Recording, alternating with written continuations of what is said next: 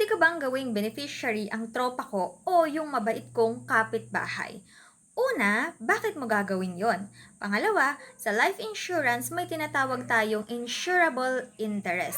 Normally, ang iaalaw lang ng insurance company na maging beneficiary mo ay yung mga may financial benefit if you continue to live and financial loss kapag nawala ka. So, sino-sino yung mga yon?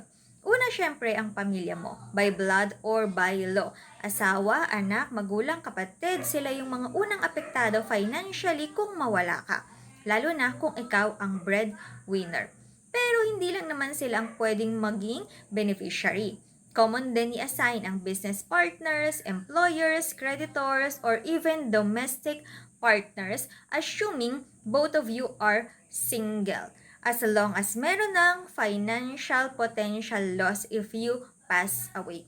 Tinitignan kasi ng insurance company kung mas magbe-benefit pa ba si beneficiary sa early death ni insured kesa kung mabubuhay pa ito, which defeats the purpose of insurance and may even result to fraudulent claims. Kaya cautious sila pagdating sa mga claims. To know more about this, don't hesitate to send the message now. Thank you!